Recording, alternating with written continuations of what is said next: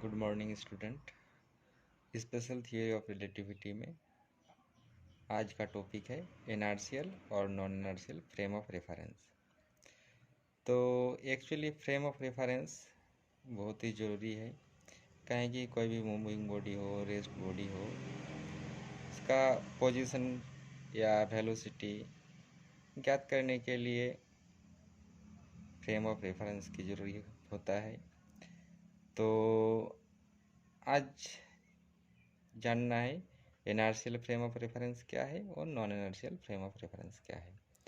तो देखिए, जो इनर्शियल फ्रेम ऑफ रेफरेंस है, तो actually the frame of reference in which the first two laws of Newton's hold good are called inertial और Newtonians और Galilean frame of reference. तो Newton, sir Isaac Newton का first जो law है, वो दोनों लॉ अगर सेटिस्फाई होता है तो उस टाइप का फ्रेम होगा इनर्शियल फ्रेम ऑफ रेफरेंस। तो जैसे हम लोग जानते हैं Newton second law of motions, F equal to D P by D T. तो पी एक्चुअली मोमेंटम है, तो पी इक्वल टू एम भी होता है किसी मूविंग पार्टिकल के लिए। भी हो गया वेलोसिटी, एम उसका मास, तो D M B by D T. अब देखिए एम कांस्टेंट है, मास कांस्टेंट है, बाहर निकाल दिए, डी बाई डी टी है यहाँ भी, तो D V by D T. अब देखिए M into rate of change of velocity equal to acceleration, तो rate of change of velocity is called acceleration, तो एफ इक्वल टू ए में आया। यहाँ लिख चुके हैं momentum P equal to M भी, और D V by D T equal to A acceleration होता है। तो देखिए D V by D T ये होगा acceleration, rate of change of velocity. तो the above relations mean that in identical inertial frame the accelerations a equal to d square r by dt square। Actually ये जो r है ये displacement vector है, तो ऐसे एक्सीलरेशंस को हम अगर v निकालेंगे तो D R by D T ले सकते हैं, या एक्सीलरेशंस लेंगे तो डबल डिफ्रेंसिएशन करेंगे तो D square R by D T square equal to zero. यानी इनर्शियल फ्रेम ऑफ रेफरेंस में क्या होगा, एक्सीलरेशन जीरो होगा। एक्सीलरेशन जीरो मतलब उसका वेलोसिटी क्या होगा, कांस्टेंट होगा, मतलब कोई भी पार्टिकल या बॉडी कांस्टेंट स्पीड से मूवमेंट कर रहा हो। तो इस टाइप का जो मोशन आएगा ये सब इनर्शियल फ्रेम ऑफ रेफरेंस में आएगा। तो एक्सीलरेशन जीरो मतलब उसका velocity constant, no change in velocity, velocity में कोई परिवर्तन नहीं है, तभी एक्सीलरेशन जीरो होगा। All inertial frame of reference moving with a constant velocity with respect to an inertial frame. किसी इनर्शियल फ्रेम के सापेक्ष में क्या होता है, कोई भी बॉडी अगर मूवमेंट कर रहा हो तो वो कांस्टेंट वेलोसिटी से मूवमेंट कर रहा हो, तो ये इनर्शियल फ्रेम ऑफ रेफरेंस में आता है। तो इनर्शियल फ्रेम ऑफ रेफरेंस का देखिए concept of inertial frame of reference is a real importance in physics for the following reason. Inertial frame का एक इम्पोर्टेंट है, महत्व होता है फिजिक्स में। तो इसका रीज़न देखिए क्या है ना, a frame of reference that all our fundamental laws of physics have been formulated. यानी जो फ्रेम ऑफ रेफरेंस है ये फिजिक्स में बहुत ही महत्वपूर्ण है, फंडामेंटल लॉज है। जो फंडामेंटल लॉज है बिना फ्रेम ऑफ रेफरेंस के सारे हम ज्ञात नहीं कर सकते हैं। तो ये था एक concept. Second, it is one of all basic assumptions of the special theory of relativity.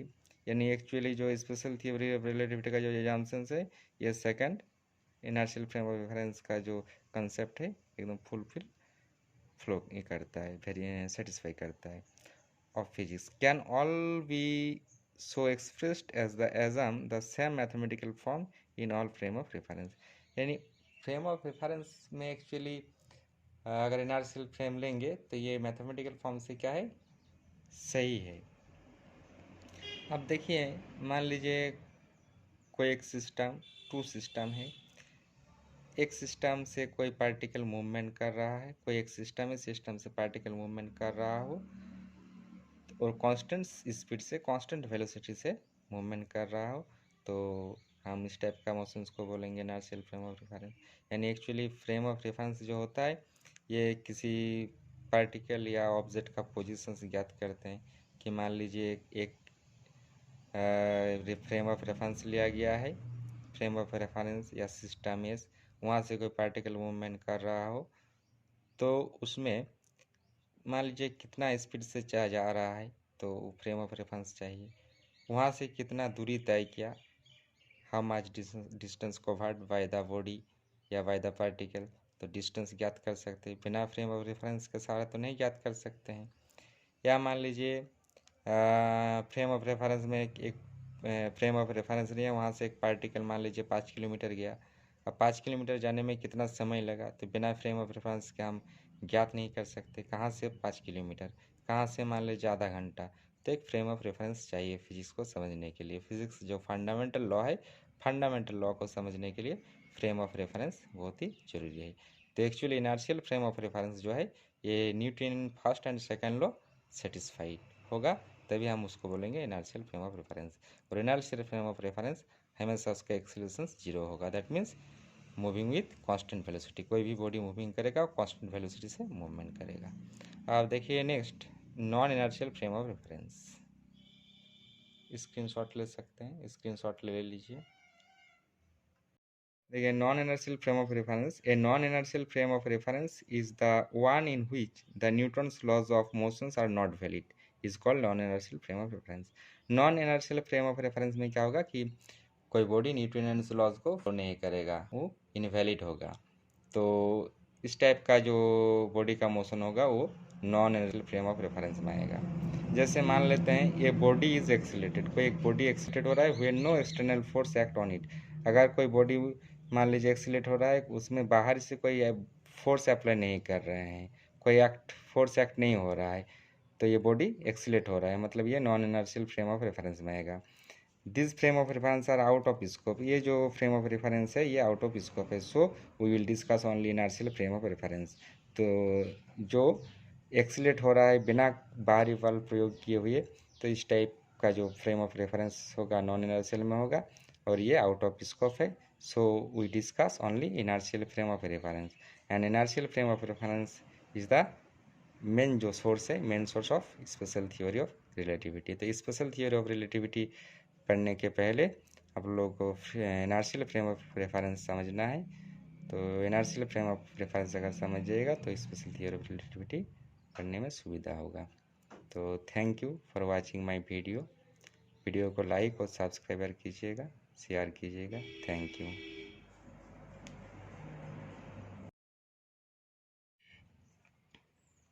Good morning student. देखिए स्पेशल थियोरी ऑफ रिलेटिविटी में frame of reference, inertial frame of reference और non inertial frame of reference पढ़ना बहुत ही ज़रूरी है। तो actually देखिए frame of reference किसे कहते हैं, फ्रेम ऑफ रेफरेंस क्या है इसको समझिए। और frame of reference two types का होता है, एक इनर्शियल एक non inertial frame of reference. तो ऐसे फ्रेम ऑफ रेफरेंस जो होता है, फ्रेम ऑफ रेफरेंस आप 2 डायमेंशनल 3 डायमेंशनल ले सकते हैं, 2 डायमेंशनल स्पेस 3 डायमेंशनल स्पेस। तो ऐसे 2 डायमेंशनल स्पेस मान लीजिए एक गो हम लेंगे, इस तरह का लेंगे,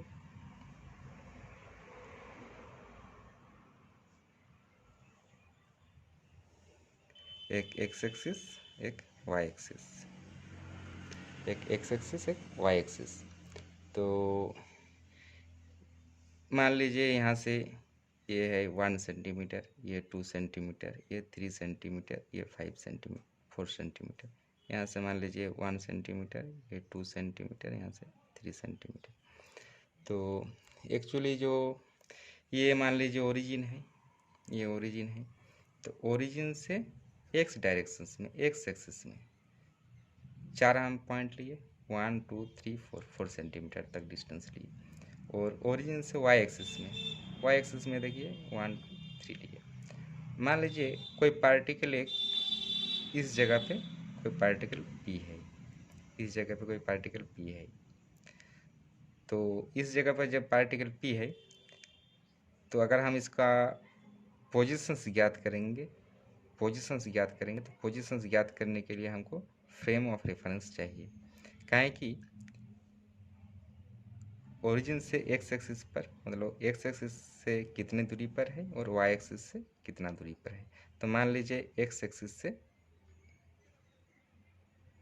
ये 3 है, ये 4 है, मान लीजिए 3.5 हो गया सेंटीमीटर, और ये 2 3 के बीच मान लीजिए 2.5 है। तो इसका फ्रेम ऑफ रेफरेंस चाहिए पार्टिकल का पोजीशन ज्ञात करने के लिए। तो एक्स एक्सिस से 3.5 सेंटीमीटर और वाई एक्सिस से 2.5 सेंटीमीटर। तो एक्चुअली ये जो पी का पोजीशंस पी का पोजीशंस एक्स एक्सिस से 3.5 सेंटीमीटर लेंथ पर है और वाई एक्सिस से 2.5 सेंटीमीटर पर है। तो किसी पार्टिकल का पोजीशंस ज्ञात करने के लिए हमें फ्रेम ऑफ रेफरेंस चाहिए। मान लीजिए हमें ये 2 डायमेंशनल लिए, अगर 3 डायमेंशनल लेंगे एक्स वाई और जेड पोजीशंस ज्ञात कर सकते हैं। मान लीजिए आपका कमरा में, रूम में किसी पोजीशंस पर आप एक टेबल या एक कुर्सी को रख दिए हैं, कुर्सी को रखे हैं। अब कुर्सी जो रखे हैं तो कुर्सी एक्स एक्सिस से मतलब आपका लेंथ से, घर का जो कमरा का लेंथ है, लेंथ से कितना सेंटीमीटर पर है और चौड़ाई ब्रेड्थ से कितना सेंटीमीटर पर है, तब आप उस चेयर का पोजीशन ज्ञात कर सकते हैं। हाँ कि मेरा रूम से लेंथ पर इतना दूरी पर और ब्रेड्थ से मतलब चौड़ाई से इतना दूरी पर है। तो हम 2 डायमेंशनल स्पेस में किसी पोजीशंस का, किसी पार्टिकल का पोजीशंस आसानी से ज्ञात कर सकते हैं लेंथ और ब्रेड्थ लेके। अब मान लीजिए 3 डायमेंशनल क्या होगा, मान लीजिए आपका रूम में एक पंखा है, पंखा झुला हुआ है, सीलिंग फैन। तो ये 3 डायमेंशनल में हो जाएगा। एक्स एक्सिस से कितना दूरी पर है, मतलब लेंथ से कितना दूरी पर है, विड्थ से कितना दूरी पर है और ऊंचाई कितना, हाइट कितना है। तो वो 3 डायमेंशनल हो जाएगा, 3 डायमेंशनल स्पेस।